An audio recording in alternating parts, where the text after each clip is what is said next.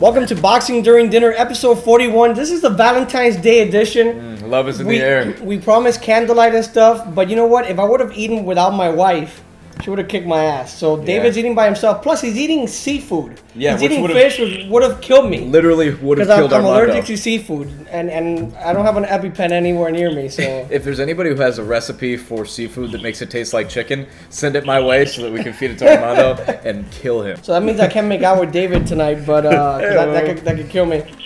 But we have a special guest, David, on the phone with us here on Boxing During Dinner. Yeah, I personally would like to welcome because we've been trying for months to get him on, and he's always been very good about it. We just suck. Danny Howard from FightHype.com. Awesome writer. Makes some really bold predictions. He's got a couple for you for tonight. Let's welcome to the show, Danny Howard. What's up, Danny? Hey guys, how y'all? Hey guys, I'm fine. How you guys doing? Good. Sitting here eating my rice. And fish. And fish, which would kill Armando, but yeah, it's a good night. Well, David, you spoke about bold predictions on Danny's side. Paul Williams against Ishida this Saturday, David. Does anybody know his first name, by the way? Toshioki or let's call him Yoshi. What's his name? Jeremy Lin. Jeremy Lin.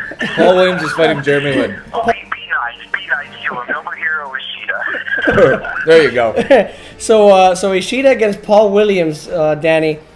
Do you think Paul Williams is done? Because in his last fight against Lara, he looked like shit. And yes, we could say shit on Boxing During Dinner. And it seems to a lot of people that Paul Williams may be on the way down if he's not already there. That's a really good question. And I think when you look at Paul Williams and Nobuhiro Ishida, you see guys that are coming from two entirely different directions. Paul Williams is in a very sharp decline. He's trying to stop from hitting the bottom. And Nobuhiro Ishida's stock is going all the way up. He's trying to capitalize off that knockout win from James Kirkland last year. I think it's going to be a very intriguing fight. Paul Williams really should win this fight because of his superior height and reach, but this is a guy who is beyond me. He gives up all of his physical tools. He should be undefeated right now, and I actually co-sign that Paul Williams is more on the side of being finished than he is of being started. That's interesting. And Danny, something you mentioned really quick, because David still has food in his mouth, so I'll ask you another question. I remember a few years ago when Paul Williams fought Carlos Quintana, which was his first pro loss. I thought it was the stupidest fight anybody's ever fought, because like you mentioned, I mean, the guy has height, he has a long reach, he doesn't use it to his advantage at all. He was fighting small and he got beaten. And then when he fought big in the second fight against Quintana, he finished him off in one round. What do you think Paul Williams has always struggled with fighting his, the way he's built structurally and fighting on the inside all the time? It just goes down to how you get trained as a fighter. I don't think Paul Williams was ever taught how to fight tall and fight long. I mean, when you have the advantages like he has, when I saw him, I thought, man, this guy looks a lot like Tommy Hearns. He has a similar build, and he has a much longer reach. His reach is as long as I think Vladimir Klitschko's. But, Paul Williams never learned, and he is not learning. When you see him at the end of every fight, like in his most recent fight, he goes, I'm going to be the same old Paul Williams. And unfortunately, that involves him leaning in or fighting on the inside, but what it most importantly signifies that he's going to get hit a hell of a whole lot. The Punisher, he should just change his name from his last two fights. Based on the last fights, he should change his name from the Punisher to Paul the Punish Williams if he continues going the way he's going. Yeah, Denny, it's interesting. I was reading an article from someone that you write with, Vivek Wallace, saying that there was an interview not too long back where Paul Williams has basically, come out and said, I don't want to change trainers, I don't want to, change my style and things like that. This is a guy who's determined to make the most out of the least, and if he's not able to, adapt his skills like we've talked about, he's got, arguably the best physical tools of maybe anybody in the sport, or did recently, but he just refuses to utilize them, and no place was that more clear when he fought Erislandy Lara, who repeatedly hit him with the same punch over and over and over again, and I was just like, if there's a fighter who really just doesn't want to make adjustments and is stuck in his ways, it's Paul Williams. Yeah, and it's just frustrating too because I'm a fan of his, and it's hard to see him get beat the way he does. And it's not even southpaw that he's getting beat up by. If you guys recall his fight with Kermit Cintron after the second Sergio Martinez fight,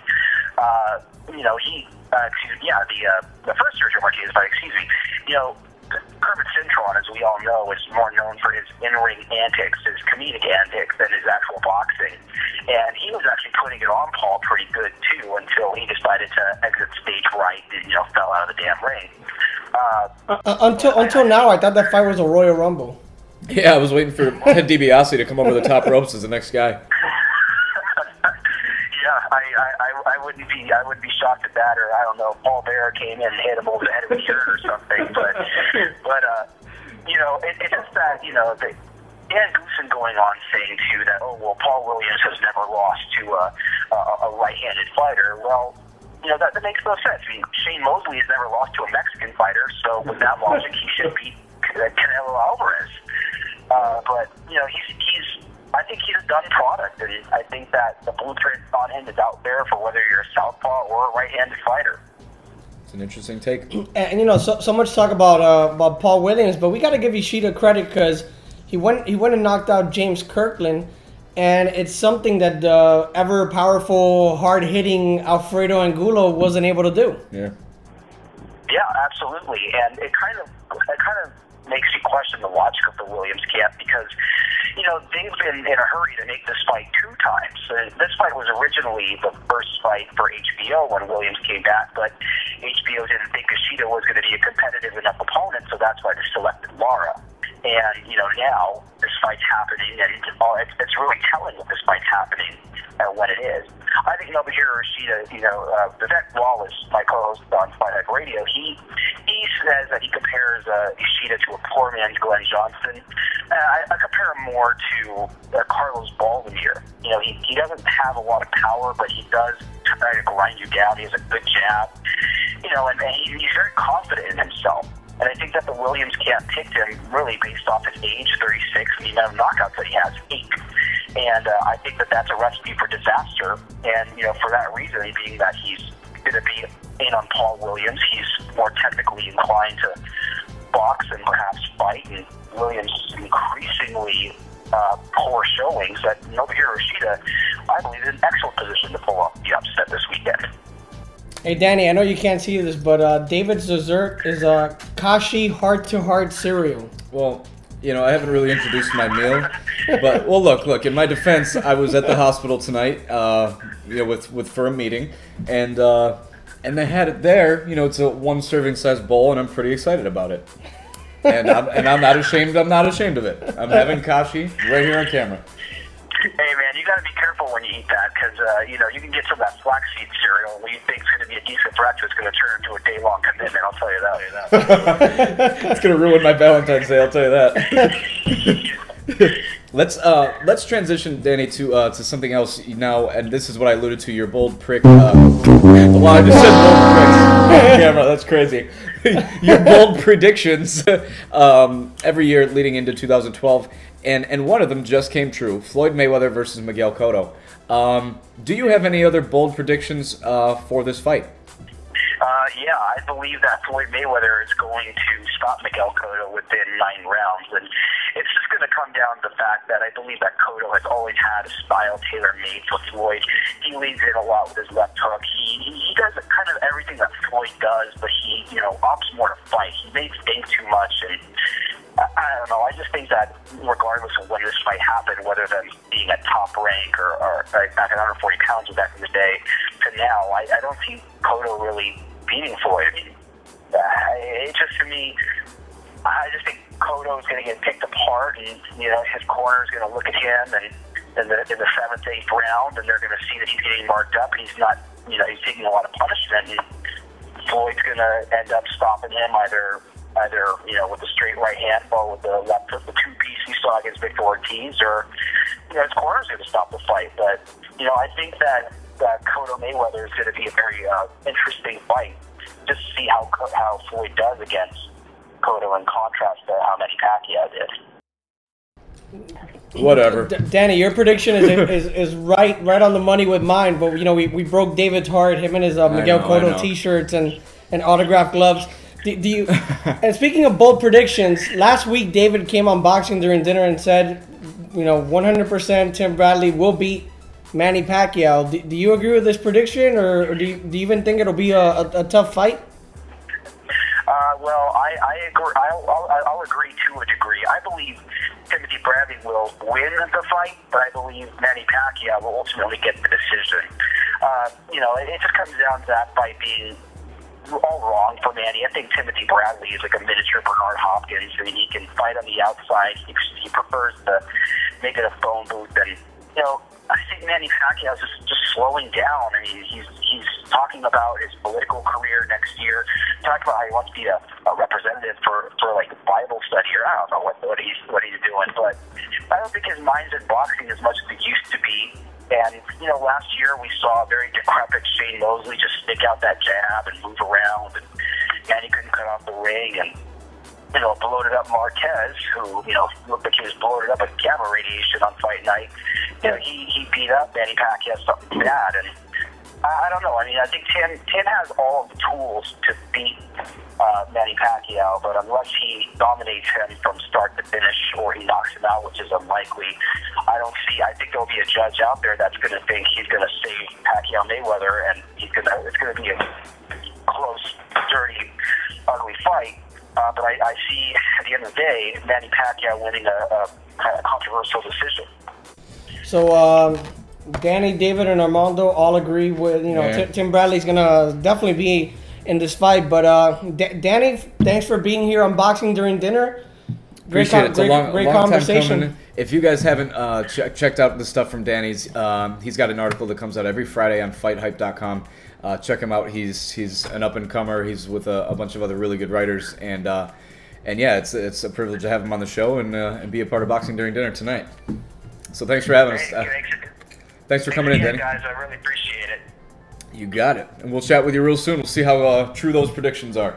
Go Cotto. Hey, you got it. Best case scenario. Take care, guys. Have a good one. You too. Take care, man. So Danny Howard, that was really good. Like you said, you got to go on Fight Hap and read Danny. But something I wanted to get off my chest, David.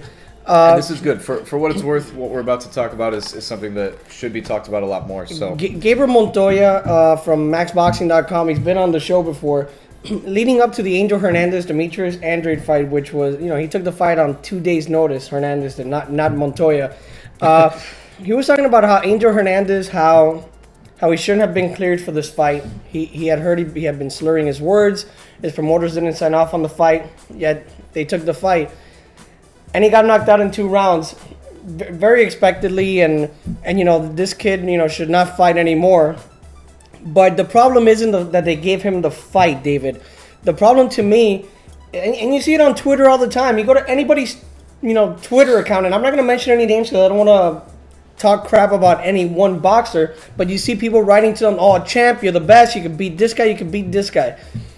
The fact that people blow so much smoke up these fighters' asses makes them believe that they could actually win when they can't. Angel Hernandez, leading up to this fight, and I did see this on Twitter, a lot of people writing to him saying, you're going to win, you have a great chance, etc., etc. Anybody with logic, with a brain, knows that he was not going to win that fight, that he was going to get demolished. Gabriel Montoya had all the reason in the world to write what he wrote, pre-fight and post-fight, and I thought it was dead on. And, we're all guilty to some degree, David. Years ago, I remember a fighter here from Miami. He spoke to me, told me he was going to do a career change. I thought he was going to quit boxing. He was slurring his speech a little bit. He said he was going to continue boxing and quit his full-time job to focus on boxing, which I thought was a bad idea. Yeah. But I felt bad telling the guy, But the people around these fighters that are supposed to protect these fighters should do this, because boxing is the only sport where this could happen. If you're a damaged basketball player, no team is going to sign you. If you're a damaged baseball player, the same thing. Football, the same. Yeah. In boxing, you could be damaged and you don't get sanctioned in New York, you'll get sanctioned in Oklahoma or Kansas, and you're going to end up with brain damage. Yeah. And it's sad. Something needs to be done to prevent stuff like this. And all there's enough blame to go around. The promoters of the fight, ESPN, a lot of people got on Demetrius Andrade. You know what? He's taking care of business. He knocked out the guy. So what if he celebrated? That I don't have a problem with. The problem lies with this guy's management, with the people around this fighter telling him that he has a shot when they should tell him, you know what? You should just retire, do something else. Yeah, the problem with boxing is that it's one of those fights that people don't really prepare for the aftermath. And unfortunately, this is a sport that has very few success stories once people leave the ring. And for a lot of guys who come up from, you know, the type of situations that they do to become fighters, that's all they know. So yes, when, you know, they've always had two things. The skill set that allowed them to be a fighter, but the fighter's mentality where they were constantly overcoming obstacles. Well, when one of those things goes, you don't know that the other is also supposed to go. So if you no longer have the physical gifts, your fighter's mentality is not what is going to win you that fight if your physical skills won't allow you to do it. And unfortunately, you know, people are going to try to cash that last check, you know, to make a little bit of extra money, but then you're looking at, you know, guys like Gerald McClellan, you know, who are unfortunately, you know, bound to wheelchairs for the rest of their lives. I mean, in his case, he was a champion, but you know, in one fight. In other cases, you have these guys fighting late in the careers, or guys have gotten knocked out 6 times in a row, and it shouldn't happen, and it's sad. And no athlete wants to hear that it's the end of their career, David. But in boxing, you never know when the end of a career is. Yep. In baseball and football, you do. You just won't get signed. Yep. But that's it for boxing during dinner. We ended in kind of a pissed off somber note, mood. But it is, you know, Valentine's Day. You know, happy Valentine's Day to all the females that watch boxing during dinner. Just for them? They're the only ones who get to celebrate? Just for them. Happy Valentine's to the guys who have to spend several $100s on women buying flowers and chocolates just like the rest of the guys. I already spent several $100s. Yeah, see? I hope it pays off for you, buddy. Well, until next time, take care and episode 42 next week. We'll see you together.